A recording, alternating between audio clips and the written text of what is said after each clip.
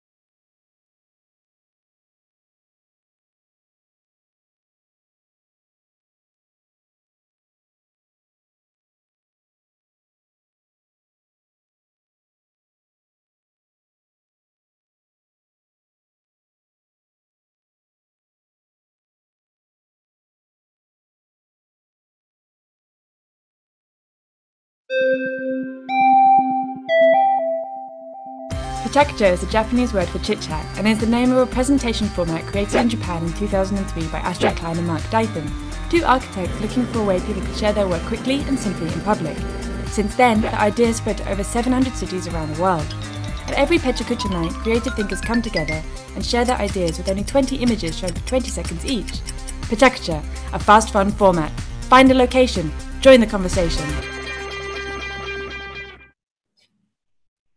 Selamat malam Peca Kucer, selamat datang di Peca Kucer Night Jakarta Leap of Faith. Malam ini kita akan mendengarkan 4 kisah seru dan tentunya inspiratif tentang perjalanan karir kelima pembicara kita nih.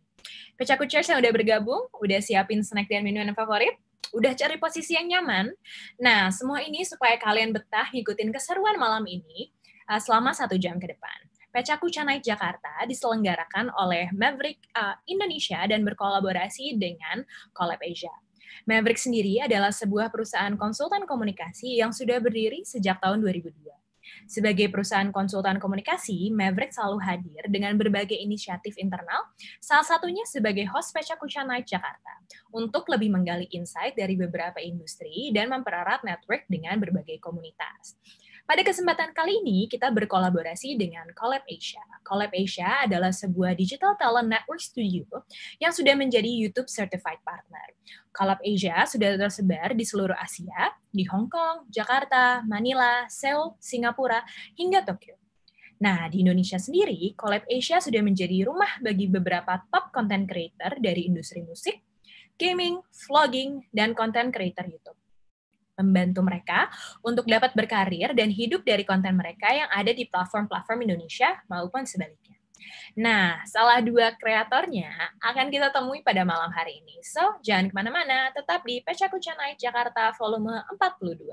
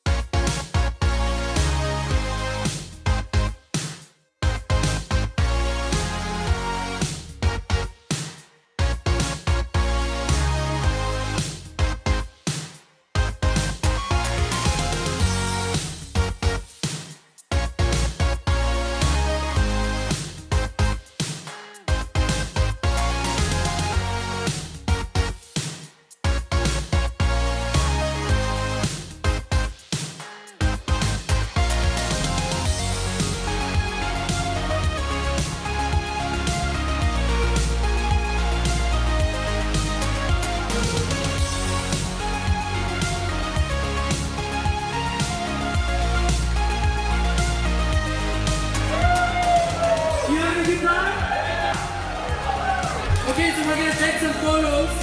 3, 2, 1, bonsai! All right, thank you very much, everybody. Yeah!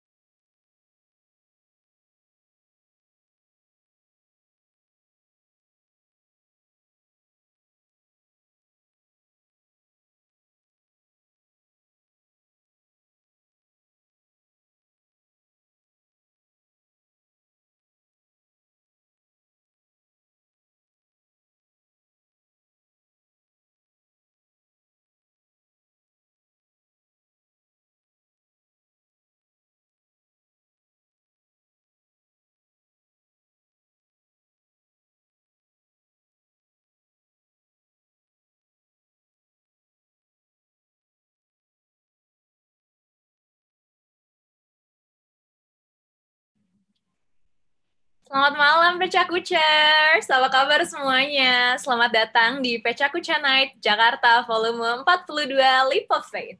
Bersama gue Alia yang akan memandu acara pada malam hari ini. Nah, buat kamu yang baru bergabung nih, malam Peca Kuca Night hari ini kembali digelar secara digital supaya Peca Kucers tetap bisa terinspirasi meski di rumah aja. Jadi, ajak teman-teman kamu, ajak keluarga kamu, atau ajak tetangga kamu buat nonton PKNJ kali ini yang bisa diakses di channel YouTube-nya Maverick Indonesia. Nah, senang banget nih dengan adanya virtual Peca Kuca kali ini, kita bisa langsung berinteraksi sama teman-teman yang mungkin nggak cuma datang dari Jakarta nih ya, tapi juga dari kota-kota lain. Kayak misalnya teman-teman kita yang di Yogyakarta yang baru aja ngadain Peca Kuca Jakarta tadi, Peca Kuca Yogyakarta tadi sore, yang bisa ditonton ulang nih teman-teman di YouTube-nya RDI Indonesia. Boleh habis acara ini langsung nonton PKNY di YouTube-nya RDI Indonesia. Nah, kesempatan kali ini gue mau ngucapin thank you banget buat seluruh Peca Kucers yang udah setia, khususnya yang ada di Jakarta, sehingga Peca Kuca Night Jakarta nggak pernah capek-capeknya menyajikan acara yang selalu inspiratif sejak pertama kali diselenggara ini. Thank you juga buat para speakers yang udah ada di sini, yang udah sangat baik meluangkan waktunya, berbagi inspirasi di tengah kesibukan mereka, yang mungkin sangat padat gitu ya. Nah, daripada menunggu lama, mungkin kita langsung kenalan aja gimana sama speakers kita nih. Halo semuanya, apa kabar? Halo, halo. Halo. Hai. Gue kenalin satu-satu kali ya. Tak kenal maka tak sayang. Kita akan mengenalkan salah satu tech YouTuber mungkin favorit kita semua ya, Mas Wisnu Kumoro. Hai, Mas Wisnu. Halo. Halo, halo. Nah, buat kalian yang Halo. freak nih ya, atau tech enthusiast, pastinya udah nggak asing lagi dong sama Mas Wisnu ya, yang meramaikan kancah YouTube Indonesia dengan ulasannya yang jujur banget dan super duper tentang gadget rilisan terbaru. Buat kalian yang suka denger podcast, ada juga tenang, Mas Wisnu punya konten di Spotify. Ada 30-an podcast, ada Bedtime Story, dan Wisnu Kumoro Podcast. Bener nggak, Mas? Atau ada yang kurang? Ada yang kurang nggak? Oh, oke. Udah dikasih jempol. Oke. Nah, pembicara yang kedua, kita punya content creator juga, dari YouTube juga, yang lagi berdua nih di layar nih. Halo, Mbak Natia. Halo. Hai. Nah, kalau misalnya Mas Wisnu ngomongin gadget, ini enggak? Ngomongin yang ngedance. Bener nggak? Dua pembicara ini lebih dikenal dengan akun dance-nya yang namanya Step by Step ID. Ada yang udah subscribe? Hayu dong, abis ini langsung dong, supaya kita bisa ngedance bareng gitu ya. Saat lagi kita bakal ngedengerin kisahnya Natia dan Randy membangun step by step mulai dari nol. Lalu, berikutnya, kita punya seniman yang karyanya tersebar di seluruh Jakarta gitu ya. Pernah main ke M-Block? Pernah datang ke pameran-pameran? Penasaran karyanya siapa? Itu adalah karyanya Mas Rato. Halo Mas Rato. Halo. Hai. Halo teman-teman semuanya. Seneng banget bisa ada di sini. Thank you ya. Siap. Oke. Nah, Mas Rato nih setelah meninggalkan pekerjaan kantorannya nih, justru kehidupan berkeseniannya nih lebih kencang lagi. Membawa nama Born and Useful gitu ya, yang sekaligus nama studio, juga nama moto ya Mas, ya, moto hidupnya. Moto hidup. Ya, gitu ya. Oke. Nah, Mas Rato ini udah membawa nama Born and Useful ini ke pameran-pameran berbeda yang malah bikin namanya makin dikenal nih sama publik. Nanti kita bakalan dengerin lebih lanjut kisah Born and Useful lebih lengkap lagi. Last but not least, kita punya ibu dosen kita. Halo Mbak Dina. Halo. Hai. Nah, ibu dosen dan direktur bisnis incubator SBM ITB ini punya kegiatan yang padat banget. Gue yakin sebelum ini Mbak Dina ada webinar ya, bener nggak? Sekarang back to back webinar sudah biasa ya. Betul. Nah, Mbak Dina ini punya cara khusus nih menyeimbangkan kesibukannya. Bukan cuma rebahan atau stalking IG mantan ya, tapi melakukan sesuatu yang berfaedah, ya ini mengurus bisnis sepatunya, dan masih aktif juga sebagai vokalis band indie Homogenic. Bener nggak, Teh? Lebih tepatnya songwriter dan keyboardist ya, bukan vokalis. Bukan vokalis, songwriter dan keyboardist. Jadi satu jadi dua sekarang ya nambahkan. Oke nih. Nah, kemarin juga kayaknya baru rilis single baru ya, Mbak ya? Iya, baru rilis single baru. Boleh banget langsung ke Spotify dengerin lagunya Homogenic. Penasaran kan gimana caranya mengatur waktu, tetapi bisa menjaga kesehatan juga mental health-nya gitu ya. Saat lagi kita bakalan dengerin kisahnya Mbak Dina. Nah, itu tadi pembicara kita nih ya. Selain presentasi, tentunya nggak bakalan ketinggalan, ada sesi diskusi juga nih bareng pembicara kita. Jadi, buat teman-teman yang udah kepo-kepo gitu ya, boleh langsung tulis di kolom komentar YouTube Live kita dengan format akun Instagram kamu, ditujukan ke siapa pembicaranya, dan pertanyaannya apa. Nah, pertanyaan terpilih bisa langsung dijawab oleh pembicara kita dan akan mendapatkan merchandise menarik oleh tim PKNJ. Makanya, harus ada akun Instagramnya nih, supaya tim PKNJ bisa langsung menghubungi teman-teman yang pertanyaannya terpilih. Oke.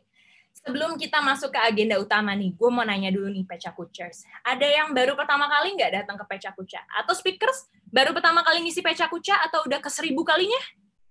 Oke, Mbak Natia sama Mas Randy pertama kali. Oh, pada ngacung semua, baiklah. Oke. Nah, mungkin karena kita ngadainnya online gitu ya, punya beberapa teman-teman juga yang dari Bandung, dari Surabaya, Yogyakarta. Boleh live di komen YouTube kita, kalian dari mana. Dan kayaknya sih harusnya sih banyak ya, karena ini adalah kali kedua kita menginspirasi para Pecakucers dari luar Jakarta nih.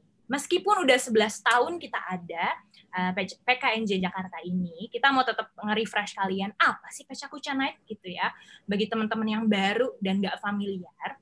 Pecakuca Night itu adalah sebuah malam berjejaring di mana menjadi sebuah wadah untuk orang-orang bertemu dan berbagi nih, bertukar ide kreatif, sekaligus memperluas jaringan. Menariknya dari Pecakuca ini adalah format presentasinya yang 20x20. Apa tuh? Yaitu adalah menyampaikan 20 slide dan tiap slide-nya hanya berdurasi 20 detik. Nah, biasanya nih buat para speakers, previous speakers, pengalaman gue sebagai seorang host Pecakuca, itu selalu ngos-ngosan. Jadi, atur paru-paru, atur pernapasan, kita bakalan ngebut bersama selama 6 menit 40 detik ke depan ya. Nah, nggak cuman di Tokyo aja nih, kota asalnya. Tapi Pecakuca ini udah tersebar di 1.200 kota di dunia. Salah satunya ada di Jakarta, di Tangerang, Yogyakarta, Bandung, dan Malang. Khususnya di Jakarta ini, Maverick Indonesia yang memegang lisensi resmi penyelenggaraannya. Maverick sendiri adalah sebuah perusahaan konsultan komunikasi tempat gue bekerja nih, dan sudah berdiri sejak tahun 2002. Sebagai perusahaan konsultan komunikasi, Maverick selalu hadir dengan berbagai inisiatif internal. Salah satunya adalah menjadi host Pecakuca Night Jakarta untuk lebih menggali insight dari berbagai industri dan mempererat network dengan berbagai komunitas gitu ya. Nah, pasti Pecakuca sudah nggak sabar ya, agak bosan mendengarkan saya berbicara dari tadi, udah kepo mendengarkan kisah Leap of Faith versi kelima pembicara kita. Tenang aja.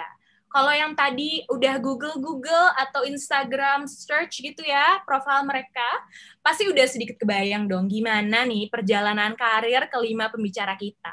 Semuanya adalah sosok inspiratif lah ya yang hadir di sini. Dan masing-masing juga udah melewati fase leap of faith dalam hidup mereka, atau lebih pantas dibilang fase nekat dalam hidup mereka kali ya.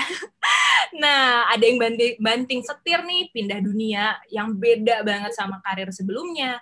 Ada juga yang mungkin keluar dari zona nyaman, dari hidup yang stabil, yang konstan. Ada juga yang oportunis, langsung mengambil semuanya, tapi tetap bisa menjaga keseimbangannya. Oke nih, tanpa mengulur waktu lagi, kita panggilkan presenter pertama kita. Siapa? Jeng. Mas Rato Tanggela, silakan.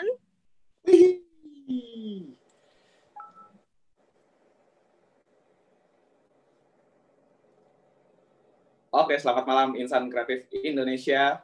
Di sini ada seorang anak kecil yang digendong bapaknya. Ini adalah bapak saya.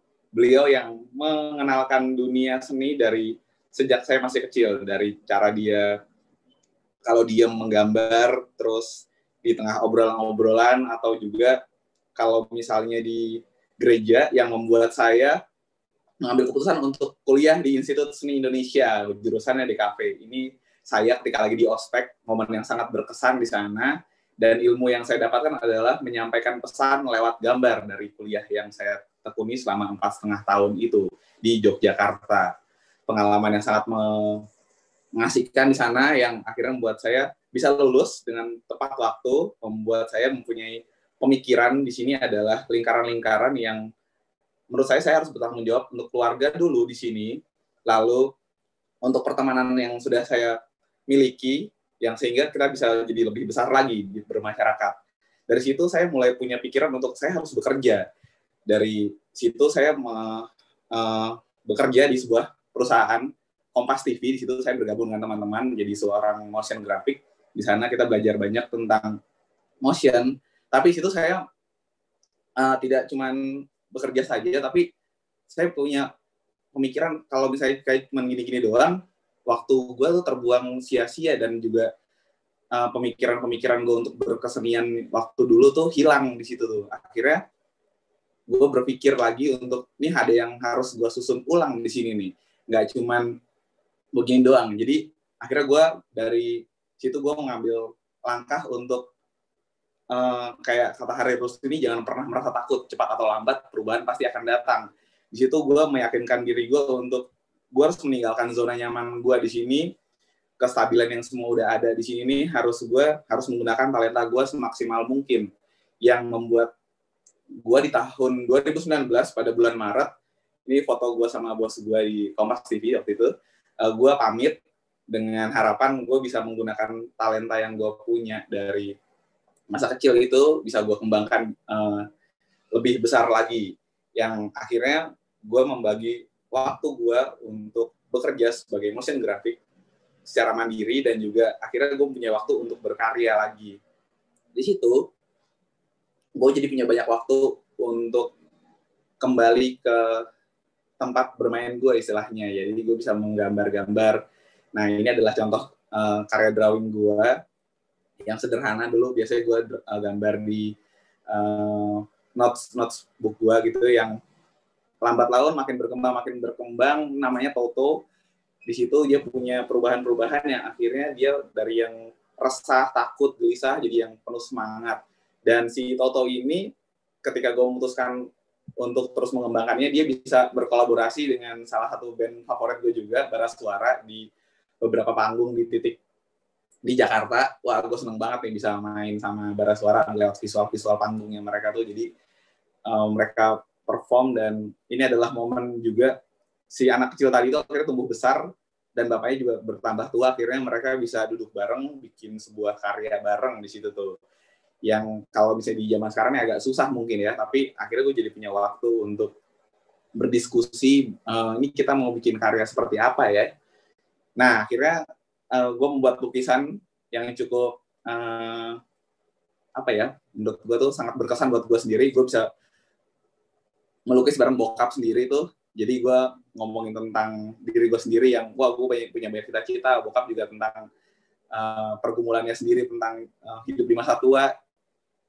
Lalu Born and Useful adalah nama tempat gue bekerja yang gue jadikan studio. Nama ini tuh gue dapat pas zaman kuliah ketika ada KKN di kampus teman. Terus gue dapat kata-kata Born and Useful, gimana kita harus ketika kita lahir tuh kita harus berguna untuk sesama. Jadi dari situ gue punya turunan, jadi kayak produknya adalah Gambarito. Gambarito ini adalah jasa gue menggambar teman-teman untuk mengapresiasi mereka yang udah mendorong gue sampai di titik ini. Jadi gue menggambar paling gampang sketsa wajah yang mereka nih. Jadi untuk kenang-kenangan mereka, ini adalah di Gambarito. Lalu kesempatan itu makin besar. Di M-Block gue bekerja sama dengan Treats by Traveloka. Wah, ini sama teman-teman kita bikin mural di sana, bentuknya pop-up gitu. Jadi kalau teman-teman sempat jalan-jalan ke M-Block, kalau itu bisa menikmati karya gue. Dan juga ini adalah karya gue ditampilkan di festival musik cukup besar di Indonesia, Soundrenalin. Dan perempuan yang foto bersama saya ini adalah kado terindah yang pernah saya miliki. Jadi saya bisa menikahi dia dengan sangat bahagia lewat karya-karya yang saya hasilkan sendiri. Dan itu juga tak lepas dari teman-teman juga. Bersama Aliansi and Friend, karena gue punya cukup waktu untuk bereksperimen, kita membuat sebuah pameran namanya 31 Ruang Mencari Tinta. Di situ kita pameran drawing, di mana kita selama 30 hari gambar bareng-bareng dan dipamerin di ruang seketika. Lalu nggak cuma itu, kita juga punya inisiasi dari kita sendiri untuk membuat ngebantu teman-teman di luar sana, menjadi menjaring masyarakat untuk lebih luas dari hal-hal kecil untuk membantu orang-orang yang merasa kesusahan di luar sana. Di tengah COVID ini nih, gue jadi punya pemikiran daripada nggak banyak waktu yang bisa gue lakukan adalah gue membuat sebuah produk namanya We Give Second Chance. Di situ adalah merchandise artist buatan gue, yang karya-karya gue turunin di sini. dimana itu bisa gue turunin jadi banyak hal. Karena gue percaya walaupun di tengah COVID ini kita harus adaptif sebagai manusia dan juga kita harus proaktif dengan keadaan yang seperti ini. Jadi kita harus punya inisiatif-inisiatif yang tinggi sehingga kita tetap produktif dan juga tidak kalah sama keadaan yang seperti ini sih kalau misalnya menurut gue. Jadi teman-teman kalau bisa terus semangat dan juga jangan pernah menyerah dan jangan pernah patah. Kalau dari gue sih begitu. Sekian dan selamat malam Insan Kreatif Indonesia. Yeay. Tepuk tangan. Tepuk tangan. Oh ya, keren.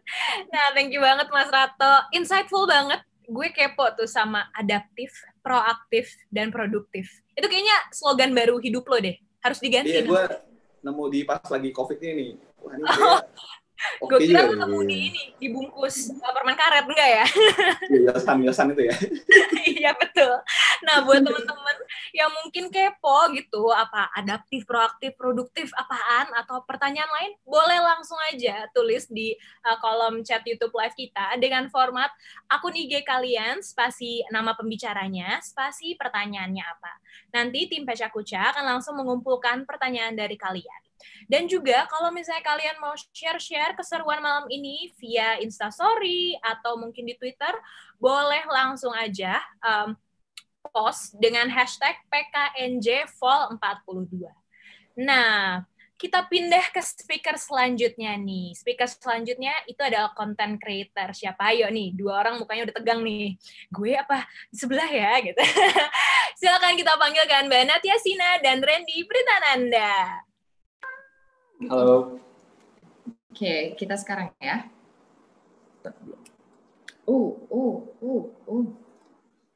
Oke, hai semuanya, aku Natya. Aku Randy, kita dari Step by Step ID.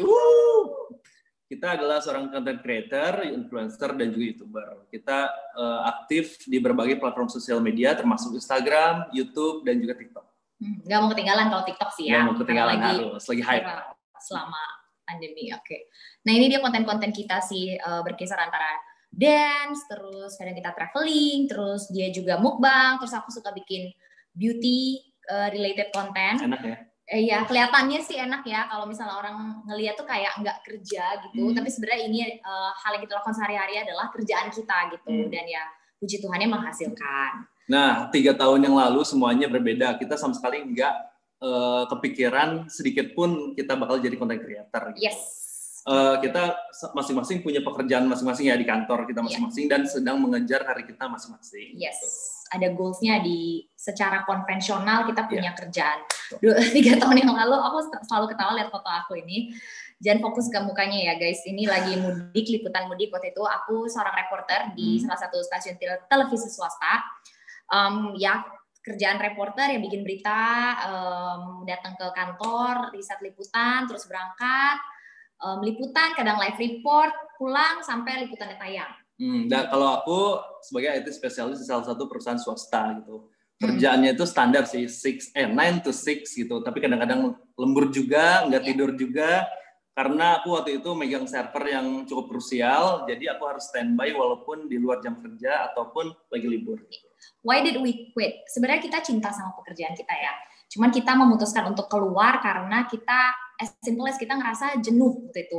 Kita ngerasa terkekang, terbatasi sama prioritas dan tanggung jawab kita di kerjaan kita. Jadi kita nggak bisa ngelakuin hal-hal lain di luar itu gitu. Sementara kita mikir kita masih muda deh gitu. Dan makanya kita harusnya punya kesempatan lebih banyak untuk explore new things. Kebetulan kita suka gitu sama hal-hal yang belum pernah kita coba. Ya, tau lah anak muda kan pengennya nyoba macam-macam ya, pengen traveling, pengen bikin konten yang keren, pengen bikin itu, pengen bikin ini. Cuma waktu itu bener-bener susah waktunya, kita sampai bener-bener butek, mumet, akhirnya kita memutuskan untuk keluar gitu. Iya, terus dalam menjalani explore new thing tersebut, kita harus menghadapi beberapa challenges gitu. Salah satunya adalah meninggalkan karir kita yang sudah kita bangun di kantor kita masing-masing. Iya.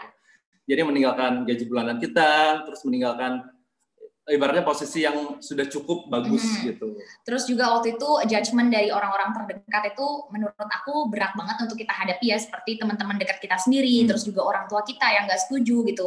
Ya berarti kayak YouTuber emang ngasilin ya, emang jenjang karirnya gimana? Pokoknya mereka ragu lah sama keputusan kita dan cenderung menentang gitu. Nah karena orang-orang terdekat kita sendiri ragu sama kita pun jadi ragu juga terhadap diri kita sendiri gitu. Apakah kita bisa survive ya? Apakah kita bisa sukses ya? Worth it nggak sih kita ninggalin karir kita untuk sesuatu yang nggak pasti? Ya emang nggak ada yang tahu jawabannya kecuali kita coba gitu. Terus how to overcome it gitu. Kita belajar buat tidak berekspektasi gitu. Pada waktu itu ya? Pada waktu itu. Ya. Jadi semuanya nggak ada yang pasti gitu. Ya. Dan fokus on what we're doing gitu. Sama do it wholeheartedly. Ya. Jadi jangan setengah-setengah gitu. Jadi benar-benar kita tuh fokus dan jangan berekspektasi seperti itu. Iya, how to do it, ya mungkin ini klise kedengarannya, tapi kita memulai dari sesuatu yang benar-benar kita suka, yaitu yang kita sebut passion. Something that we're passionate about, gitu. Ketika melakukan ini, kita jadi semangat, kita jadi bisa 100% gitu. Itu yang kita sebut dengan passion. Seperti kata role model dari kebanyakan para wanita di dunia ini, termasuk aku juga, Oprah Winfrey, yang selalu bilang kalau passion is energy, feel the power that comes from focusing on what excites you. Ya itulah bagi aku, passion itu adalah energi gitu. Jadi kita jadi mungkin jadi nggak ngeluh, nggak capek gitu ngelakuin itu ya. Dan ya ini salah satu passion kita itu adalah dance. Jadi pada waktu kita quit, kita langsung memutuskan bikin video di bidang dance yang bisa dibilang pada waktu itu 2018 sebenarnya kita nggak expect viral ya, nggak expect viral sama sekali, tapi itu terjadi di tahun 2018. Jadi beberapa video kita tuh kayak booming banget. Ini 2 video teratas ini, joget 2 jari in public sama lagi Shantic Dance, itu bahkan viewsnya sampai 40 juta views masing-masing. Terus di tahun yang sama juga pada saat momen Asian Games, You Ayo Dance kita itu trending 1 di YouTube. Dan dalam waktu berapa sih? 2 tahun ya? Iya, kita berhasil mencapai 1 juta subscriber ya waktu itu ya. 1 juta subscriber, terus kita juga berkesempatan buat perform di YouTube Fanfest. Jadi kayak banyak yang kita dapat gitu di momentum tersebut di 2018. Betul. Terus passion is key of success menurut kami adalah ada 2 hal. Jadi yang pertama itu passion is energy that gives us power gitu. Jadi kita kalau misalkan kita ngelakuin sesuatu dengan passion gitu, jadi kita itu nggak ngeluh kayak tadi yang Natia sebutin, terus nggak kerasa capek, terus bahkan bisa kerja terus menerus gitu. Sama passion is investment itu mungkin lebih ke sebenarnya mungkin itu bukan kebetulan ya gitu. Passion yang kita sebut itu adalah mungkin hal yang sebenarnya as simple as hal yang kita suka gitu. Jadi kita mungkin udah lakuin dari dulu gitu. Kalau misalnya teman-teman pernah baca bukunya Malcolm Gladwell, Outliers, The Rules of 10,000 Hours, yaitu passion is investment tuh maksudnya kayak gitu. Mungkin kita udah ngelakuin itu dari dulu. Nah, cuman ketemu momentumnya baru sekarang gitu. What's next? Tadi ketinggalan slide-nya. What's next? What's next? Kita mau bikin satu music video yang dimana di musik tersebut ada musik kita sendiri dan ada koreografinya. Iya, jadi selama ini kan kita terkenal dengan bikin koreo dari lagu orang atau kita cover dance orang gitu. Kita pengen punya lagu kita sendiri di mana di dalamnya kita bisa mencurahkan passion kita yaitu dance kita gitu ya. Nah, tipsnya apa tipsnya Kakak? Tadi ketinggalan tuh yang di rumah aja. Oh, di rumah aja. Iya. Siapa yang mau jelasin kamu? Oke, kalau di rumah aja selama pandemi ini kita kerja bisa di mana aja gitu kan. Iya. Jadi selama pandemi ini bedanya itu kita yang di mana biasanya dance in public, tapi di sini kita nggak boleh dance in public. Sama share apapun itu lebih hati-hati gitu. Ya, karena ya kita udah punya followers sekarang ya, subscribers, jadi kemungkinan kita untuk dicontoh sama adik-adik kita atau teman-teman kita itu kan lebih banyak gitu ngelihatnya. Jadi kayak kita lebih hati-hati dan sebisa mungkin kita bikin konten di rumah aja sih. Iya. Gitu. Terus tipsnya follow your passion, not your parents. Ini sebenarnya berdasarkan dari pengalaman kita sendiri. Bukannya bermaksud durhaka sama orang tua atau nggak menghormatin orang tua sama sekali, enggak. Justru kita sayang banget sama orang tua kita. Cuman pada waktu itu ya kita berdua ngalamin yang namanya kita ditentang sama orang tua untuk memutuskan mengambil keputusan itu ya. Jadi aku bohong sama orang tua aku, dia juga gitu. Kita baru berani jujur ketika sudah kelihatan hasilnya gitu. Dan puji Tuhannya sih sekarang orang tua kita malah support kita gitu. Jadi buat teman-teman yang ngerasa agak bertentangan sama orang tuanya, selama kalian yakin kalau misalnya apa yang kalian lakukan benar, bukan maksudnya durhaka gitu, kalian pengen membanggakan orang tua, just do it gitu. Nanti ketika kalian sukses, orang yang paling pertama bangga itu menurut aku juga adalah orang tua kalian. Jangan lupa with passion ya. Iya.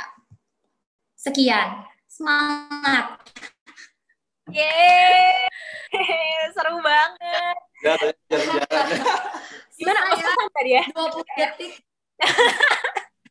Lumayan. Boleh minum, Kak. Iya. Nah, buat teman-teman yang mungkin penasaran gitu ya, gimana caranya kiat-kiat joget di Monas tanpa malu ya. Nggak bisa sih tanpa malu, nggak bisa. Nggak bisa ya, tapi harus dilatih mentalnya itu ya. Bisa langsung tanya aja di kolom chat kita dengan format akun IG kalian, kepada siapa dan pertanyaannya apa. Itu harus masukin akun IG ya, karena jika pertanyaan kalian terpilih, kalian akan mendapatkan merchandise dari tim PKNJ dan kita akan menghubungi kalian lewat Instagram. Oke, moving on to next presenter nih. Jeng-jeng siapa ya? Content creator juga nih kebetulan YouTube, tapi bahasnya tech and gadget. Langsung aja Mas Wisnu Kumoro. Oke, halo semuanya. Oke, mari kita mulai. Hi, I'm Wisnu Kumoro and welcome to my session. Dan di sini saya akan menceritakan kisah saya, tapi dalam bentuk tips. Jadi tipsnya adalah apa saja yang harus dipersiapkan sebelum resign pekerjaan. Kenapa resign pekerjaan? Karena itu adalah tema besar dari Leap of Faith. Ya, atau sampel besar dari Leap of Faith adalah resign pekerjaan. Dan tips pertama dari saya adalah pahami apa alasannya. Seperti juga saya mencoba memahami pekerjaan saya yang terakhir, yaitu adalah PNS.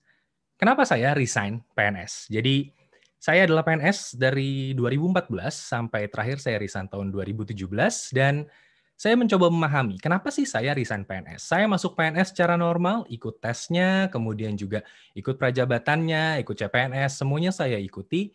Bahkan saya juga menjadi salah satu pengelola keuangan sebagai PPK di salah satu kementerian. Jadi saya punya cukup modal sebenarnya untuk bisa naik golongan dengan cepat dan juga bisa dengan lebih mudah naik ke eselon 4. Tapi saya memutuskan untuk berhenti. Dan kenapa berhenti? Sebenarnya banyak alasannya. Kalaupun ada satu atau dua kejadian, itu bukan alasan yang kuat buat saya karena ini semua intinya adalah sebuah akumulasi. Akumulasi dari kejadian-kejadian kecil yang saya alami tiap harinya. Gitu. Jadi sepanjang manusia hidup selalu ada hal-hal kecil yang terjadi dan ada pengingkaran nilai, akumulasi pengingkaran nilai yang terjadi di hidup saya. Jadi saya percaya ada yang namanya sets of value yang ketika itu diingkari, itu akan melukai hati tiap orangnya. Jadi banyak bentuk dari pengingkaran itu. Salah satunya adalah hati yang kecewa, orang tua yang kecewa, dan lain-lainnya. Sets of value ini bisa ditambahkan, menguat, dan juga bisa menjadi menyebar atau spreading, itu melalui inspirasi, edukasi, dan juga intuisi. Sumbernya bisa macam-macam, bisa orang tua, bisa teman, situs internet, grup arisan, ketemu orang di jalan, dan dari manapun bisa. Nah, sets of value saya ternyata berbeda. Dan ternyata ini adalah yang saya abaikan sepanjang saya menjalani pekerjaan terakhir saya sebagai PNS. Dan saya menemui sebuah kesimpulan, yaitu adalah pekerjaan saya itu baik, PNS yang terhormat.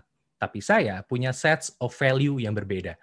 Jadi saya tidak ingin mengingkari diri saya ingin kembali menjadi diri saya sendiri. Saya memutuskan untuk resign. Jadi itu alasan saya. Jadi kalau kalian mau resign, pahami alasan kenapa kalian resign. Dan tips kedua, yaitu adalah buat rencana, tapi jangan terlalu banyak. Karena kalau terlalu banyak, biasanya ujungnya hanya jadi wacana, tidak jadi rencana. Jadi lebih baik satu rencana saja, tapi ada aksi nyata. Dan itu juga yang saya lakukan. Dan rencana saya ketika saya resign adalah membuat video YouTube, karena itu adalah yang saya lakukan di sela-sela kesibukan saya, yaitu adalah membuat review buku waktu itu. Kemudian saya mulai bergeser menjadi review untuk smartphone, dan juga akhirnya bisa merambah kemana-mana. Dan sepanjang 3 tahun terakhir saya menjalani ini, ini adalah rencana yang ternyata masih saya lakukan.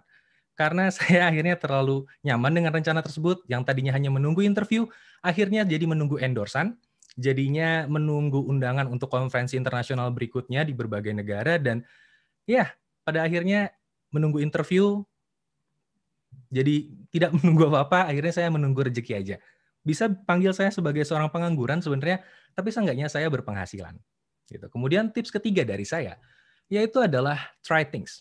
Lakukan apapun yang kalian ingin coba, yang kalian takut untuk coba selama ini, karena itulah yang juga saya lakukan. Saya ambil tips ini dari Gary Vee dan saya percaya sekali ini berguna untuk hidup kita. Karena setelah saya resign PNS, saya mencoba cukup banyak hal. Saya mencoba untuk perform di teater, kemudian memproduksi sebuah teater juga, kemudian jadi pembicara untuk media dan juga untuk publik. Saya melanjutkan studi S2 saya, kemudian saya juga membuat berbagai podcast, berbagai channel YouTube, kemudian saya juga merilis lagu saya sendiri secara digital, kemudian juga saya membuat beberapa short movie sebenarnya sama tim produksi lain.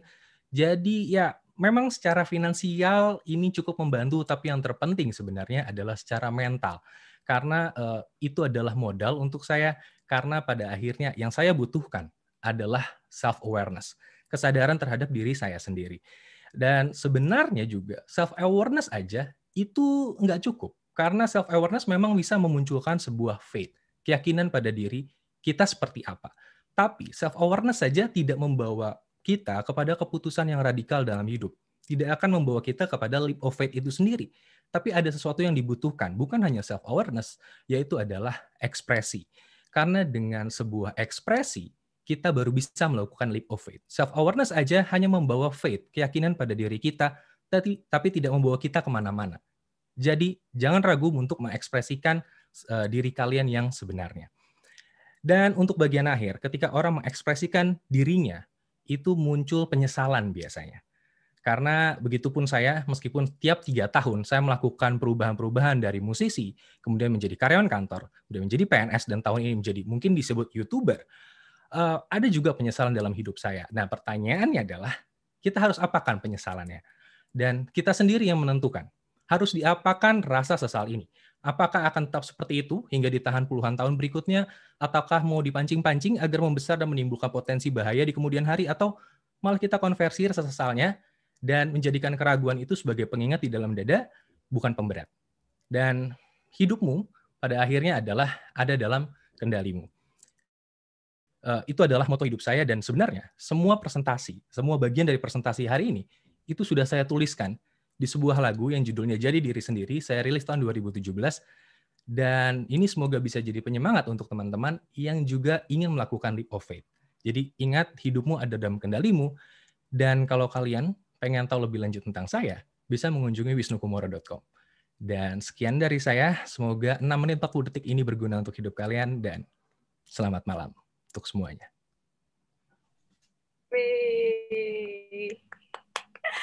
Jujur kayak mendengar ini ya, siraman rohani pagi-pagi. Biasanya nyokap gue suka dengerin pagi-pagi. Kuliah 7 menit gitu ya. Cukup ya. Betul. Ini kuliah 6 menit 40 detik gitu. Oke. Buat kalian yang kepo nih, mungkin sets of value tuh kayak gimana sih, atau gimana sih cara ngekspresiin passion kita gitu ya, bisa langsung tanya di kolom chat YouTube kita dengan format akun Instagram kalian, pembicara yang dituju, dan juga pertanyaannya apa. Oke, moving on to next speakers. Kita sambut Mbak Dina Deliana. Aduh, aku tegang nih. Baiklah, oke. Selamat malam teman-teman semuanya. Nama saya Dina Deliana. Ini sedikit gambar dari waktu itu terus saya pernah ke Jepang gitu ya. Jadi sebenarnya yang mau saya sampaikan di sini adalah bagaimana leap of faith dari hidup saya gitu ya.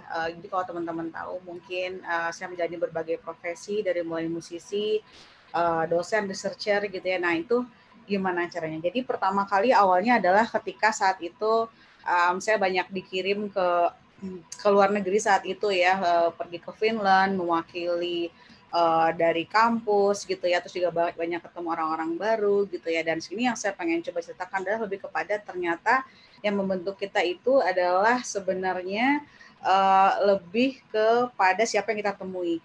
Jadi di sini waktu ketika awal pertama kali saya itu masuk ke jenjang dunia pendidikan gitu saat itu ya, yang jadi pertanyaan adalah apakah memang masih relevan apa yang saya lakukan, karena sebenarnya dari awal saya udah main musik ya, ini adalah musik pertama kali terbentuk dari tahun 2002 gitu. Jadi sebenarnya saya by heart adalah seorang musician yang sampai sekarang udah ada 5 album dan hampir semua lagu adalah saya yang menulisnya gitu ya. Tapi sebenarnya ada satu sisi ternyata di diri saya justru yang kebalikan dari teman-teman sekalian adalah ternyata saya suka satu hal yang itu banyak menggunakan otak kanannya, yaitu dari fungsi research-nya, saya suka berbaginya, dan saya juga suka lebih bertemu dengan orang banyak gitu, dan juga pengen lebih mengabdi kepada masyarakat. Nah itu yang ternyata gimana ya caranya kita bisa banyak mengimbanginya gitu. Nah kalau ini kelihatan ada beberapa banyak foto ya, di mana beberapa hal yang mungkin banyak mengubah hidup saya. Contohnya kayak ini pertama kali saya tuh sangat suka banget sama UK. Kenapa? Karena itu banyak banget mengubah hidup ya. Karena ternyata akhirnya ada juga ya bidang yang ternyata masuk dengan saya, di mana ketika kita mendalami sebuah seni, ternyata ada juga suatu keilmuannya yang memang itu betul-betul academically ada gitu. Akhirnya saya memberikan diri, saya mau sekolah lagi saat itu, di mana tetap membahas sesuatu yang memang saya suka di bidang seni gitu ya, tapi juga tetap itu sesuatu yang bisa kita dalami dari segi akademis juga dari segi research gitu. Nah jadi akhirnya diterima saat itu bahwa boleh deh kita riset tapi lebih kepada inovasi di model musik untuk industri musik gitu.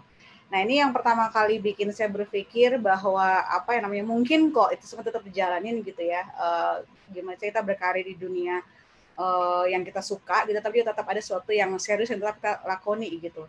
Jadi ini adalah pertama kali saya pergi tour di UK tahun 2009 dengan band saya sendiri gitu ya. Nah yang seru lagi gitu ya, ternyata dengan ada jenjang karir yang serius ini, itu membawa saya ketemu banyak orang yang berbeda. Ini pertama kali saya jadi konsultan untuk SAR, tahu kan, Search and Rescue yang di Singapura, itu benar-benar udah total random. Tapi ternyata saya selalu bisa memetik, saya bisa belajar sesuatu loh dari setiap orang yang saya temui, serandom-randomnya apapun. Ini juga pertama kali saya ketemu sama teman-teman yang jadi asesor Kota Kreatif Satu Indonesia gitu, itu udah how random apa gitu ya, tapi ternyata belajar banyak bahwa be genuine gitu ya, bahwa lakuin aja apa yang lo suka, beri impact buat sesama, itu semua yang gue pelajari dari ketika setiap ketemu orang-orang yang baru. So jadi semakin itu saya semakin kayak ngerasa saya pengen true to myself gitu. Akhirnya alhamdulillah saya tahun 2016 bisa selesai S3 saya dengan menyandang predikat yang cum laude saat itu gitu ya, dimana di situ akhirnya saya malah makin berpikir bahwa gila, gue tuh nggak tahu apa-apa di dunia ini ternyata. Jadi ternyata kalau kita semakin tinggi sekolah bukan semakin pintar, maka semakin nggak tahu apa-apa. Untungnya saya ketemu sama teman-teman yang banyak terus membangun saya di sini, ketemu sama teman-teman desainer satu Indonesia gitu ya, terus menerus memberikan semangat, Mbak Dina keep genuine ya, tetap kayak lo yang kayak rambutnya warna-warni dengan segala karyanya, tapi tetap juga bisa memberikan impact buat sesama dengan riset-riset lo dan juga karya-karya lo gitu. Ini udah saya dikirim ke Australia juga untuk dapat beasiswa, belajar lagi banyak, dan mereka terus menerus inspiring, Mbak, lu tuh bisa banget untuk bisa kasih impact buat teman-teman startup kayak gitu ya. Jadi itu terus yang membuat saya semangat bahwa emang gue nggak bisa ninggalin dua dunia ini gitu. Dan akhirnya yang gue pelajari adalah memang kita harus konsisten, dan memang ternyata ini intinya gitu ya, ternyata hidup itu adalah mengkonek seperti itu, yang ternyata ada di mana-mana gitu. Yang kita lakukan hanya harus merajut itu menjadi satu gitu, bahwa ternyata semua itu ada untungnya kalau kita coba meresapi bahwa apa sih fungsinya gue ketemu sama orang ini, ikutan ini mungkin ketemu sama Mas Bayang di sini, pasti ada yang bisa kita pelajari. Tapi yang paling life changing experience adalah ketika waktu itu saya kesini. Kebetulan saya lahir di Dili, itu di Timur, dan waktu itu saya diberangkatkan pernah ke Maumere ya, lumayan dekat. Saya ketemu sama ibu ini namanya Ibu Sylvie ini gitu ya, dia cerita gitu mengenai lu penting banget buat genuine, apa yang lu kasih lu harus kasih lagi ke semesta lo dan segala macam. Dan itu membuat gue gue harus be genuine, maka inilah gue. Ini bisa dalam satu hari manggung udah gitu langsung jadi pembicara. Dan ini adalah gue, ya udah emang gue happy dan enjoy seperti ini deh, why not gitu. Nah, yang seperti ini yang sebetulnya gue coba pertahankan gitu ya, dan bahwa ya kalau genuine saya seperti itu, kenapa harus dengar apa kata orang lain gitu. Jadi intinya adalah teman-teman kalau punya cita-cita setinggi langit gitu ya. Selama lu punya genuine purpose dan consistent struggle, semua pasti mungkin. Jadi intinya adalah be true to yourself aja gitu. Bodo amat apa kata orang. Kalau lu yakin emang lu bisa dan lu bisa memberikan impact, dan tetap jalanin apa yang menurut lu benar. gitu. Dan alhamdulillah akhirnya saya juga pernah dapat penghargaan dari ITB sebagai dosen terbaik untuk pengabdian masyarakat di sini, dan ini merupakan satu buah bahwa gue satu panggung sama profesor yang gue banggakan saat itu. Dan Dila dari anak yang benar-benar dulunya gede di Saparua gitu ya, anak underground sekarang bisa sejajar dengan seperti itu, merupakan kebanggaan gue. Dan ini pun merupakan achievement juga, akhirnya pernah dikirim ke UN di Austria untuk bisa membawa nama Indonesia gitu ya, untuk riset yang sebenarnya saya lakukan juga. Itu merupakan kebanggaan juga bahwa gue ngomong di Austria bahwa Indonesia, tapi rambut gue kayak begini gitu ya, bodo amat gitu ya. Semua orang pada akhirnya pun gak akan peduli kok dengan tampilan lo, sama lo bisa memperlihatkan value lo gitu ya, selama kita bisa tetap true to yourself dan genuine. Itu yang penting. Dan itu yang penting adalah ada juga surround yourself dengan orang-orang yang high quality gitu ya, dan juga dengan orang yang bisa terus-menerus membangun diri lo menjadi lebih baik lagi setiap harinya gitu. Itu aja sih yang mungkin gue sampaikan. Semoga teman-teman bisa belajar gitu ya, atau mungkin bisa mendapatkan sharingnya apa yang mungkin bisa membantu gue bisa move on hingga seperti saat ini. Itu kali. Oke, yeay. Kalau gue recap nih, 5 album, researcher, dosen, konsultan SAR. Apalagi nih, jari gue cukup nggak untuk menjelaskan pekerjaan lo, Mbak? Kayaknya nggak deh, butuh jari kaki kayaknya. Ya, selama enjoy nggak apa-apa lah ya. Betul, dan harus seimbang juga tadi Mbak Dina bilang antara fun and creative work sama karir yang serius gitu ya. Oke, tadi kita udah ngedengerin kelima pembicara kita, dan pasti teman-teman juga udah banyak yang kepo-kepo gitu ya. Gue lihat di kolom YouTube tadi lumayan rame, di Instagram juga kemarin udah banyak gitu ya yang ngirim pesan-pesan gitu. Nah, cuman gue mau ngambil key take out-nya dulu nih, summary-nya. Gue belajar dari Rato bahwa keberanian untuk resign dari first job itu untuk memenuhi karir impian atau dream job gitu ya. Itu you need to believe in yourself.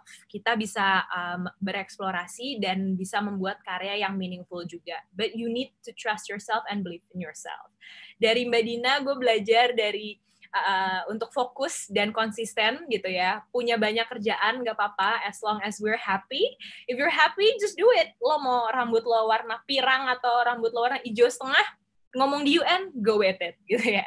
Kalau dari Mas Wisnu, kita belajar tentang nilai-nilai kehidupan gitu ya. Tadi yang super filosofis seperti nilai-nilai yang bisa menuntun hidup kita gitu ya. Terus dari Natia dan Randy, gue belajar tentang passion sih. Sering banget tuh, kayaknya gue bisa ngitung berapa kali ngomongin tentang passion ya. Kita harus selalu optimis juga dan fokus mencari peluang, mencari diri sendiri gitu ya, our own style. Nah, gue sebelum jumpin ke pertanyaan yang kayaknya udah lumayan banyak nih, gue mau nanya dulu dong, kan gue MC-nya, jadi boleh dong ya, maruk dikit. Oke, gue mau bertanya untuk semua pembicara nih. Buat gue, leap of faith itu adalah momen saat dimana seseorang, kayak ngambil keputusan dalam hidup yang cukup berani, dan pilihan itu tuh bisa mengubah sepenuhnya gitu di kemudian hari. Dan pastinya menurut gue setiap manusia tuh bakalan mengalami momen leap of faith-nya dalam perjalanan hidupnya atau perjalanan karirnya. Gue juga demikian nih. Kalau curhat dikit nih, momen leap of faith gue adalah background gue politik. But then gue waktu itu gue jadi assistant teacher PA-nya SBM ITB. Terus gue menyadari kayaknya gue suka business and communication sih. That's why gue di sini bersama Maverick gitu. Cuman terkadang kita punya kondisi dilematis gitu ya. Gimana caranya? Gue resign nggak ya? Gue pilih nggak ya gitu. Kadang-kadang overthinking, terus stres, nggak bisa makan, jadinya malah kerja yang sekarang juga nggak produktif gitu ya. Gimana sih sebenarnya cara untuk menyikapi kondisi dilematis tersebut sampai akhirnya memutuskan, oke, gue resign deh. Oke, gue pursue karir gue deh sebagai content creator gitu misalnya. Boleh mungkin kita mulai dari Mas Wisnu dulu kali ya. Gimana Mas Wisnu? Tegang mukanya dipanggil. Kaget. Oh, kaget. Okay. Gimana Mas? Sebagai orang yang resign tiap 2 atau 3 tahun, saya sebenarnya cuma punya satu tips sih untuk tahu itu. Seberapa happy ketika sudah resign. Disimulasikan aja di kepala. Karena kalau memang ternyata ketika resign itu tidak lebih happy, jangan resign. Sebenarnya intinya sih itu aja sih. Karena pada akhirnya mau pekerjaan apapun, berapapun penghasilannya, kan yang dikejar juga happiness.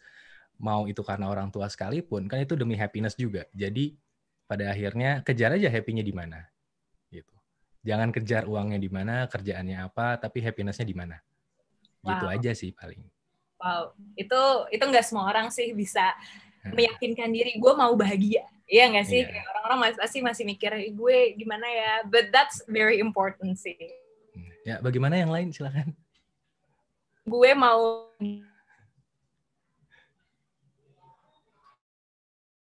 untuk riset.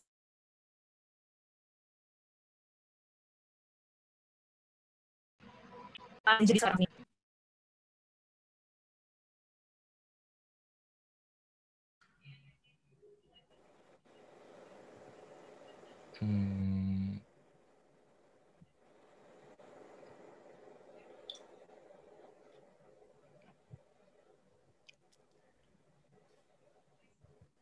Saya rasa petugas internetnya resign ya. Kopris ya Mas Wisnu ya? Iya, saya ambil alih aja ya. Jadi bagaimana menurut Mas Rato? Nah, gimana Mas Rato nih? Sorry, gue menghilang sedikit tadi.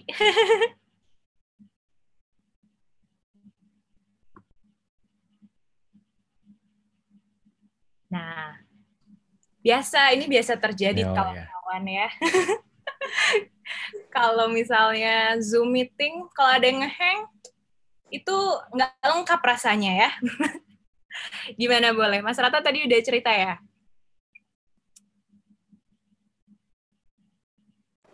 Hah? Aku yang tanya toh? Oh iya, aku nanya kamu. Walah. Iya, aku bertanya ke kamu, Mas. Gimana? Siapa itu? Udah Kopris duluan. Oh, alah. Aku bertanya sama kamu, apa yang membuat kamu percaya bahwa gue bisa nih jadi seniman? Gitu. Kalau itu sebenarnya gue yakin gue tuh pasti gue akan terus berkarya dengan tadinya gue tetap bekerja terus sama berkarya juga gitu tuh. Tapi kesini-sininya gue makin sibuk kerja doang tuh, jadi ini kayaknya gue udah salah nih pola yang seperti ini nih gitu tuh. Jadi cukup panjang nih perenungannya kalau misalnya Mas Wisnu tadi udah punya kisi-kisinya nih gimana nih untuk mempertimbangkannya, gue nggak punya rumusnya kan. Jadi selama setahun itu tuh ini langkah yang gue ambil nih bener gak nih, apakah cuman karena emosi doang atau ini emang goal gue nih bakal kesana nih kayak gitu tuh. Jadi lewat perenungan setahun itu tuh, jadi dulu gue tuh jadi motion grafis itu selama 4,5 tahun, cukup lama juga untuk kaum millennials nih, cukup lama juga tuh 4,5 tahun di satu itu kan. Terus jadi udah, terus kayaknya gue pikirin baik-baik segala macamnya untuk diri gue gimana, terus karena gue gak hidup sendiri juga, untuk keluarga, orang tua juga mungkin tadi teman-teman yang lain juga ada yang wah ini orang tua ini menyetujui nggak gitu. Nah kalau misalnya gue tuh termasuk orang yang tidak mendapat dukungan penuh awalnya itu, tapi ya udah kalau diri kita yakin, terus pembuktiannya tuh dari hal-hal yang sederhana aja, misalnya oh ini traktir orang tua gitu, kalau enggak ini ada ini nih gitu. Jadi sogokan-sogokan gitu tuh yang gue pakai untuk ini bisa loh kayak gini loh kayak gitu. Kayak gitu. Dan pastikan hidup teman-teman sendiri aman untuk 3 bulan ke depan minimal lah kalau gitu. Sebelum ada daripada jangan cuma modal nekat, mau nekat untuk mengejar apa yang gue cita-citakan gitu. Jangan sampai gitu, tapi palingnya lo harus punya strategi-strategi hidup. Karena kan kreativitas nggak cuma untuk berkesenian doang, tapi untuk strategi bertahan hidup tuh jauh lebih penting. Nah, ini adalah cara gue berstrategi dalam hidup gue, dan gue sangat menikmati saat-saat seperti ini, gitu. Berarti membayangkan dan juga punya strategi hidup ya, gitu ya. gue pindah ke Mbak Dina deh. Gimana Mbak Dina? Supaya lo meyakinkan bahwa kayaknya gue bisa nih nambah satu pekerjaan lagi gitu ya. Orang mau ninggalin pekerjaan, ini menambah pekerjaan. Gimana Mbak Dina? Ya, agak kebalik ya kalau yang gue ya. Yang membuat gue yakin itu sebenarnya lebih kayak gini sih, kalau misalkan nggak banyak juga sebenarnya pekerjaan yang ditolak gitu ya, cuman yang pasti gue punya semacam ukuran sendiri gitu ya untuk kita jalanin atau enggak. Yang pertama apakah jadi sebenarnya gue punya roadmap hidup lah dibilang kayak gitu. Jadi roadmap hidup ini adalah sesuatu yang menjadi backbone, kira-kira hidup gue ini nggak boleh keluar dari tema inilah, ibaratnya gitu, tema ini gitu. Yaitu ya kalau misalkan kita bilang ya dari berhubungan dengan entrepreneurship, teknologi, dan juga lebih kepada musik ya, dan industri kreatif gitu ya. Jadi nggak boleh keluar dari itu. Jadi selama ada pekerjaan yang memang itu masih masuk ke dalam roadmap gue, dan itu gue rasa bisa ada manfaatnya, baik itu either itu menambah network, atau mungkin dia menambah ilmu, atau mungkin dia juga ada financially gitu ya. Tapi selama masih masuk dalam roadmap kita, itu roadmap gue ya, itu akan masih gue pertimbangkan. Tapi kalau udah benar-benar totally sesuatu yang memang udah di luar roadmap gue, kalau gue di umur ini ya, gue 35 tahun, gue rasa itu udah waktunya gue udah nggak menjalankannya lagi. Jadi memang teman-teman perlu ada apa ya, semacam nah gue tuh baru mulai merapikan hidup gue bisa dibilang ketika gue baru selesai S3 itu tahun 2016 gitu. Di situ gue udah mulai berpikir udah nggak bisa random lagi nih hidup gue, udah nggak bisa random itu gitu. Udah mulai punya suatu roadmap yang kira-kira aim-nya kemana, dan kira-kira apa yang bisa membantu gue untuk mencapai aim yang lebih besar lagi gitu. Jadi gue udah mulai merapihkan lah kira-kira apa-apa aja yang harusnya nggak boleh kita lakukan gitu ya. Jadi di situ ada semacam guidelines lah. Ibaratnya kalau ada brand guidelines, ini adanya life guidelines, di mana ada do's and don'ts yang mungkin harus gue penuhi gitu. Jadi memang sebenarnya nggak semua diiyain juga gitu ya. Semua apa ya kalau semua diiyain ya. Wah itu. Sekarang gantian Mbak Dina yang nge-freeze, nggak apa-apa ya. Kita lanjut aja ke Mbak Natya dan Mas Randy. For you gimana nih? Apa yang bikin lo yakin? Sebenarnya sebelum aku dulu ya cerita ya, kita pengalamannya beda nih soalnya. Kalau aku dulu sebelum aku memutuskan untuk resign itu bener-bener salah satu momen krusial banget ya, dan bener-bener leap of faith menurut aku. Karena aku segalau itu, dan aku bahkan sampai sakit 2 minggu gitu loh, sampai stres banget. Itu kalau dipikir-pikir sekarang kayak lebay banget sih memang, tapi aku stres itu karena keputusan yang akan aku buat ini benar-benar aku mikir kayak bakal akan mengubah hidup aku banget loh. Karena sebelumnya aku tuh benar-benar background-nya tuh beda banget kan. Aku keluarga aku tuh benar-benar mengutamakan pendidikan gitu dari kecil. Bahkan aku kayak diprediksi bakal jadi diplomat, terus juga aku juga udah S2 kan, ambil International Communication, dan aku di dunia broadcast itu bakal mengejar karir yang maksudnya ya tinggi lah gitu segala macam. Jadi kayak pas aku memutuskan untuk resign itu hal yang nggak mudah sama sekali buat aku gitu loh. Tapi di sisi lain aku punya, let's say apa ya?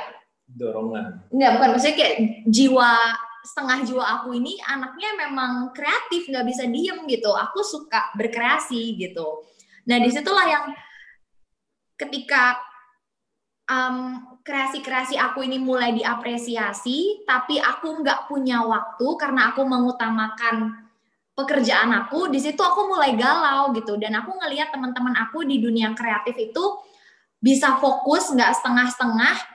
Itu tuh kayak aku iri gitu ngelihatnya, kapan ya aku bisa fokus untuk ngejalanin hal ini atau hal itu. Let's say kayak teman-teman aku yang di kantor juga mereka fokus gitu, maksudnya di dunia broadcast mereka bisa fokus gitu. Kalau aku tuh kayak setengah-setengah gitu loh.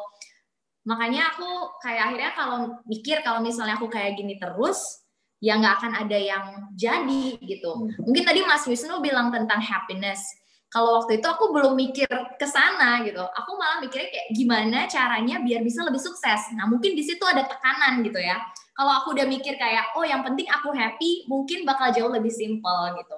Tapi waktu itu ya namanya anak muda penuh ambisi gitu, pikirannya tuh pasti kayak kalau nggak bisa lebih sukses, mending nggak usah ditinggalin gitu karirnya gitu. Dan untungnya sih ya karena ngikutin kata hati tadi, dimulai dari ya hal yang aku suka juga, di situ kitanya lebih happy, karena lebih happy jadi lebih semangat, lebih bisa all out, lebih berani jadinya kali ya, lebih bisa jadi diri sendiri, itu lebih bebas berekspresi. Mungkin di situ peluang-peluangnya malah justru keluar gitu, peluang-peluangnya tuh datang sendiri gitu menurut aku. Jadi bener kayak ya dari passion become profession itu mungkin banget sih. Kalau aku gitu, kalau dia juga sebenarnya sih kalau sama. Aku kurang lebih sama, waktu aku ngejalanin dua-duanya itu kayak berasa nggak bisa milih gitu loh. Sama-sama kayak penting dalam hidup aku gitu. Jadi benar-benar waktu itu tuh sampai kayak urakan gitu, gampang emosi, gampang. Jadi benar-benar kayak bingung sendiri gitu. Berapa ada sebulan 2 bulan sama dia, terus aku beberapa kali kayak konsultasi ke orang tua, ke dia, ke teman-teman aku, ini gimana ya? Aku kok kayak gini ya? Soalnya aku yang lebih dulu resign. Iya. Jadi dia tinggal ngikut. Aku lebih berani. Ngikut tapi betul baik. Betul. Berani ya. Terus. Iya. Wah. Komen. Sorry Mas, enggak maksudnya Randy bukan mas-mas yang lain. Terus setelah aku konsultasi ke beberapa orang gitu, akhirnya waktu itu tuh pas banget ada momentumnya, itu yang 2018 tadi. Pas ada momentumnya, di situ kesempatan-kesempatan datang. Dan emang pada dasarnya aku orangnya emang yang tadi suka gitu untuk mencoba hal-hal baru gitu kan, suka benar-benar adventurous istilahnya dalam kehidupan itu. Jadi nggak berpikir panjang lagi tuh ketika kesempatan-kesempatan itu datang dari dunia yang satu lagi ini, aku langsung oke, aku harus resign di sini. Walaupun kedepannya itu nggak pasti gitu loh. Jadi aku memutuskan untuk 100% fokus ke dunia kreatif ini. Gitu. Oke. Kayaknya dari keempatnya semuanya jawabnya adalah yakin sama diri sendiri ya. Meskipun metodenya mau bertapa dulu 3 bulan, nangis dulu gitu ya. Tapi harus percaya sama diri sendiri gitu ya. Oke, ini kayaknya gue udah mendapat cukup banyak pertanyaan nih. Tim PKNJ udah kurasi beberapa, gue bacain dulu nih. Yang pertama buat dari Dorin_Angelina. Buat Mbak Dina nih. Mbak Dina, gimana caranya supaya tetap bisa mengatur agar balance antara waktu kerja, waktu keluarga atau teman, dan waktu untuk diri sendiri di antara kepadatan aktivitasnya? Iya sih, time management tuh. Gimana tuh, Mbak? Iya, sebenarnya suami juga lagi protes nih. Dulu gitu. Iya, cuman sih satu jawaban, dua sebenarnya jawaban, yaitu benar ya, time management, atau adalah support system. Kalau gue sih sebenarnya bisa dibilang amat sangat beruntung ya, karena memang support systemnya banyak. Nah, kalau kita bilang support system di sini adalah di rumah itu, gue punya anak gue udah usianya 9 tahun ya gitu. Dan dia lagi dalam masa-masanya nih sekolah online yang bikin gila ya, kalau misalkan ibu-ibu di sini tahu gitu. Nah, tapi gini, masalahnya gini, kalau gue percaya gini ya, gue sebagai seorang ibu, kalau misalkan gue yang nggak happy, anak gue nggak akan happy, suami gue nggak akan happy gitu ya, karena kita tidak happy kan terpancar ya. Kalau kita nggak happy, kita akan terpancar, kita nggak bisa memancarkan sesuatu yang baik buat sekitar kita. Nah, jadi kalau gue punya prinsip seperti ini gitu ya, gue akan aim high.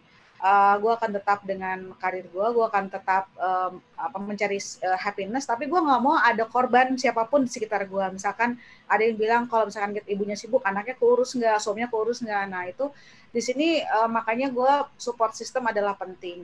Jadi yang pasti timeline schedule itu penting banget ya. Jadi gue tuh nggak bisa banget hidup tanpa ada Google Calendar. Simply Google Calendar aja gitu ya. Jadi di mana kalau teman-teman ngecek itu beneran tiap jam tuh, bahkan cuman kayak anak bimbingan aja itu harus, kamu mau bimbingan taruh Google Calendar, cek. Jadi aku share Google Calendar aku ke mau anak bimbingan, mau ke asisten, mau ke siapapun, cek aja deh. Juga nggak, Mbak? Sendiri enggak lah. Masukin Google Calendar. Kalau ambil rapat iya. Nah itu yang pertama. Jadi every minutes itu counts ya. Jadi kalau bisa disiplin itu penting.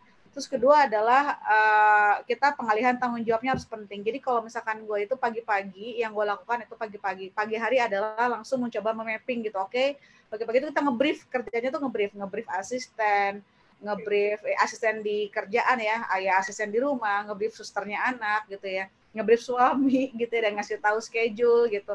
Dan ngecek hari ini ngapain aja gitu. Jadi kira-kira mereka harus ngapain apa, karena kita punya support system kan harus kita update ya. Hari ini lu ngapain aja nih, tugas lu ngapain, karena kita nggak bisa berharap semua orang tuh bisa inisiatif. Jadi emang semacam kayak morning briefing itu selalu ada setiap hari. Di hidup gue tuh selalu ada gitu. Jadi kantor apa rumah saya tanya nih.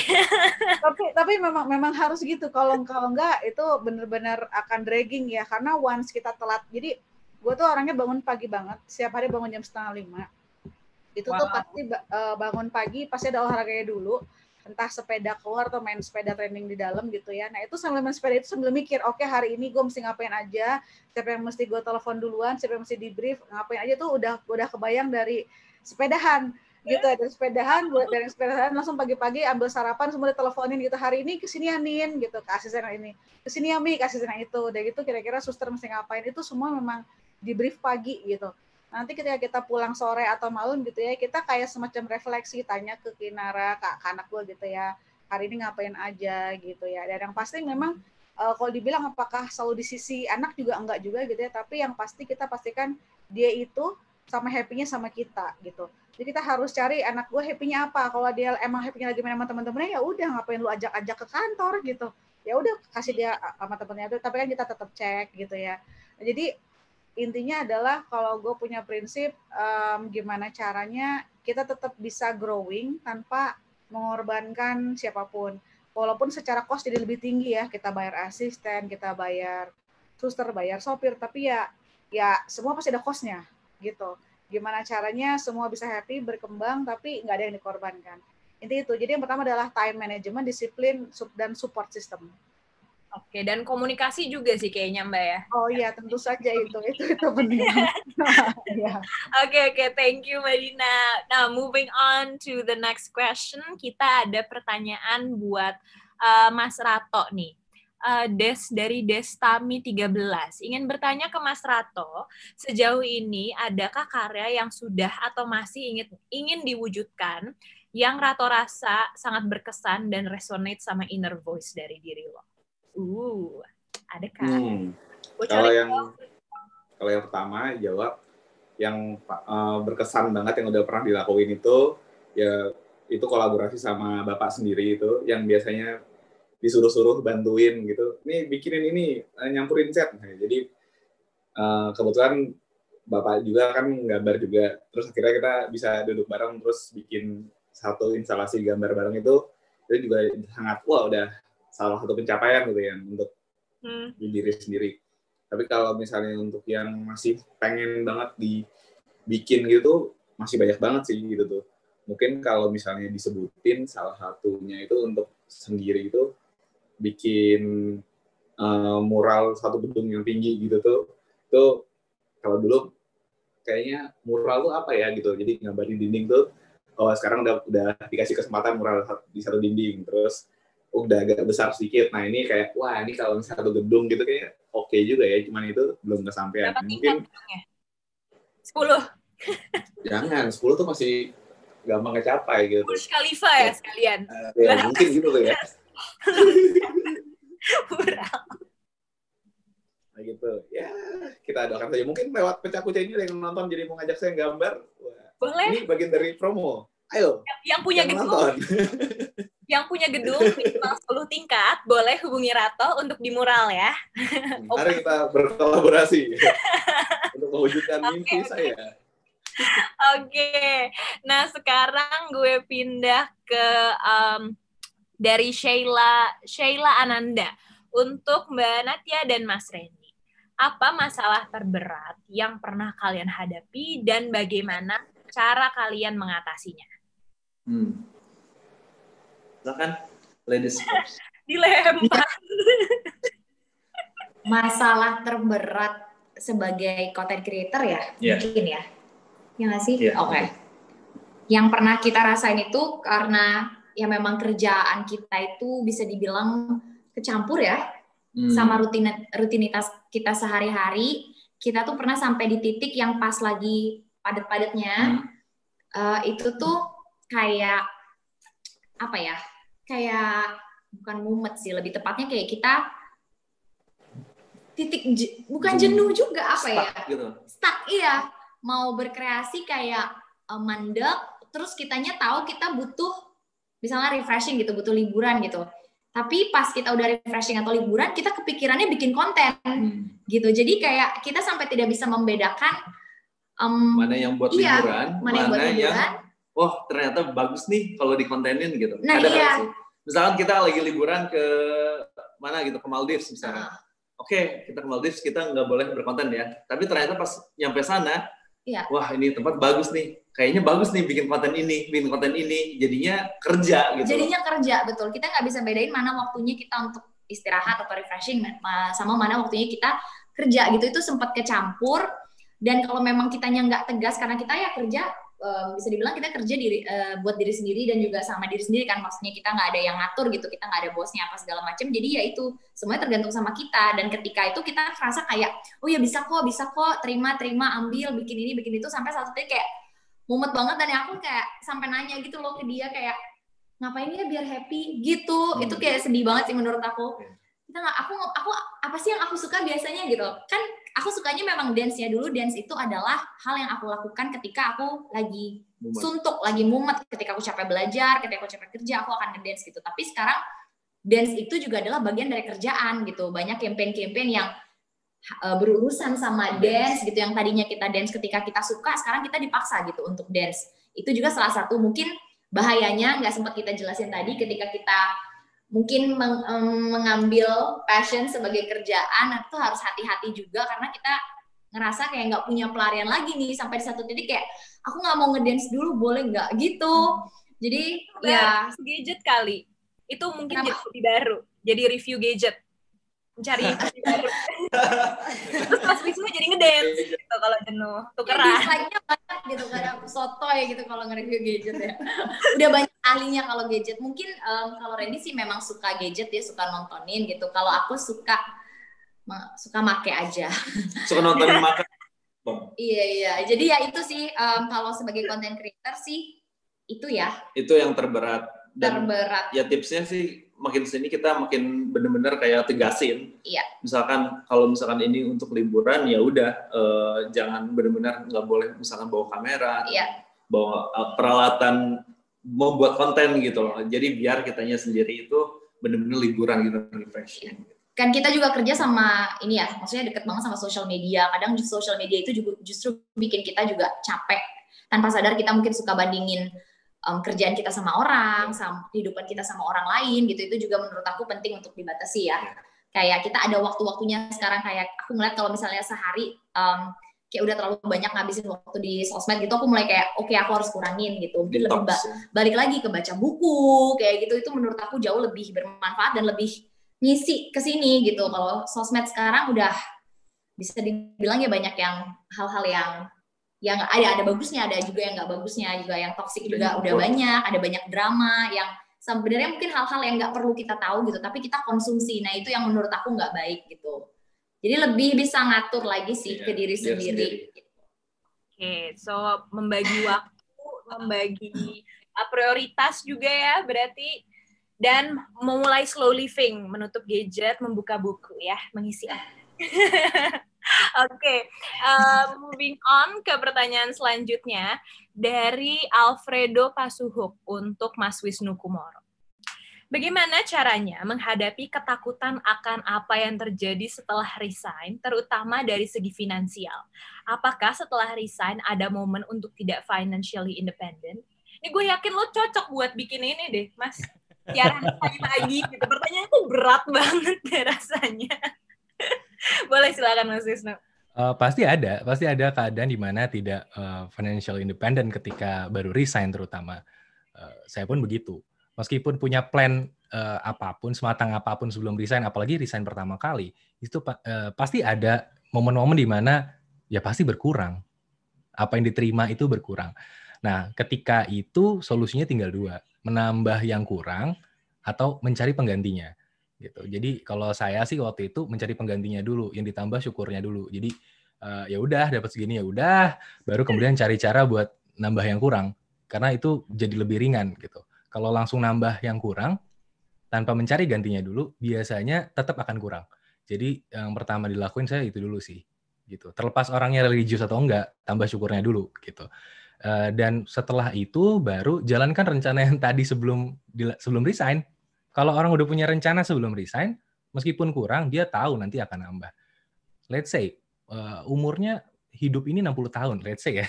Saya nggak bilang 60 tahun makan kenapa-napa, tapi let's say orang hidup 60 tahun. Ketika 1 tahun jelek aja, masih punya 59 tahun bagus. Jadi sekalipun ada 1-2 bulan ketika setelah resign tidak financially independent, sebenarnya tidak apa-apa asal ada yang dilakukan gitu. Makanya tadi juga setuju sama Mbak Dina, support system itu penting. Ketika memang kita tidak mampu untuk menopang diri sendiri, harus ada plan bagaimana cara menopang hidup kita. Karena bagaimanapun hidupnya kan harus lanjut gitu. Ya, saya tidak menyarankan ngutang, tapi itu bisa jadi salah satu opsi. Gitu. saya tidak menyarankan utang. Tapi sekarang sebenarnya pekerjaan itu banyak, cuman yang gaji nggak ada. Jadi sebenarnya carilah apapun bisa dikerjakan. Apapun bisa dikerjakan. Tapi prinsip yang sama juga sama. Tanpa pekerjaan kita tetap bisa berpenghasilan. Fenomena sekarang digital itu tanpa pekerjaan jelas orang tetap bisa berpenghasilan kok. Jadi pada akhirnya tidak financially independent itu tergantung tingkat syukurnya aja kalau menurut saya. Wow, oke. Gitu. Jadi independen apa tidak secara finansial tergantung tolak ukurnya. Biasa gaul di mana, temennya siapa, ya biasa makannya apa. Pada akhirnya sih itu aja sih. Tapi kecuali benar-benar terpuruk, tidak mampu sama sekali, support system yang baik itu perlu. Gitu.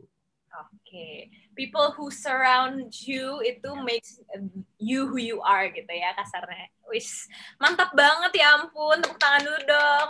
Virtually teman-teman yang di rumah juga. Nah, thank you banget pada semua pembicara. Thank you buat diskusi yang super duper insightful kali ini. Kayaknya cukup 4 aja pertanyaannya ya.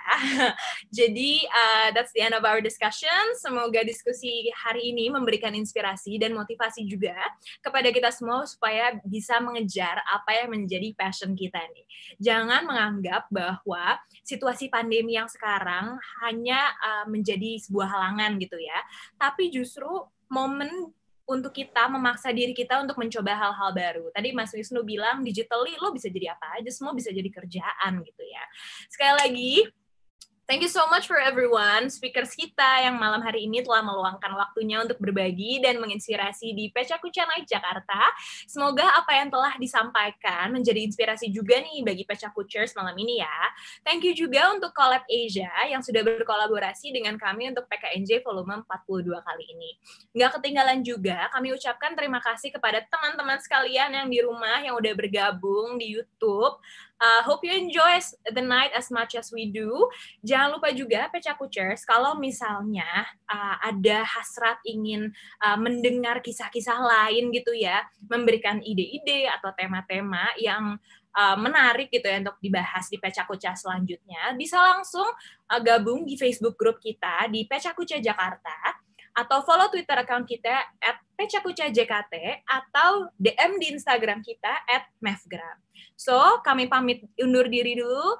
Mohon maaf jika ada kekurangan. Sampai jumpa di Pecakucha Night Jakarta berikutnya. Good night and stay inspired. Bye!